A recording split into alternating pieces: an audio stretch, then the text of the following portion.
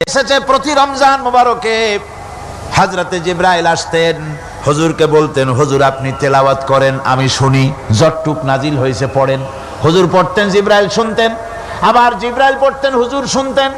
এমনি করে করে যে বছর হুজুর ইন্তেকাল করবেন, হুজুরের জীবনের শেষ রমজান মোবারকে কোরআন নাজিল পরিপূর্ণ হয়ে গেছে। হযরতে জিবরাইল বলেন, হুজুর কোরআন তো নাজিল তামাম হয়ে গিয়েছে, এবার আপনি পুরা কোরআন পড়ে আমারে শোনান। হযরতে রাসূল পুরাটা পড়ে 30 পারা পড়ে শোনায় দিলেন, জিবরাইল শুনলেন। এবার জিবরাইল বলেন, হুজুর আমি তেলাওয়াত করতেছি আপনি শোনেন। হযরতে জিবরাইল 30 পারা পড়লেন, হুজুর শুনলেন। আবার হযরত জিবরাইল বলেন, হুজুর এবার আবার আপনি পড়েন। হুজুর পড়লেন, জিবরাইল শুনলেন, আবার জিবরাইল পড়লেন, হুজুর শুনলেন।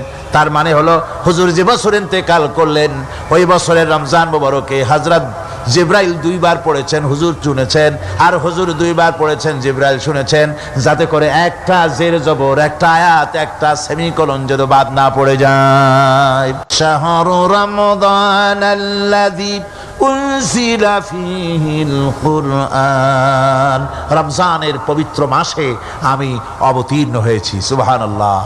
যদি প্রশ্ন করা হয় রমজানে তো আসছো, কিন্তু প্রথম নাজিল হয়েছিল কোন সময়? ওটা কি দিন ছিল না রাত ছিল?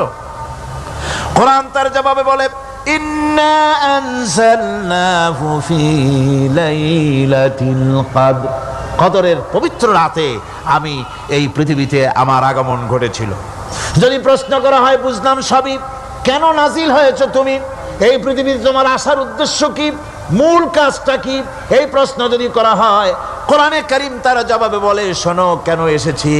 লিতুখরিজান নাসা মিনাজ যুলুমাতি ইলান নূর, আমার মিশন হচ্ছে গোটা বিশ্ব মানবতাকে পঞ্জীভূত জমাট বাঁধা অন্ধকারের ভেতর থেকে টেনে বের করে আলোর সন্ধান দিতে, আলোর দিকে আনার জন্য আমি কোরআন নাজিল হয়েছি। আল্লাহ পাক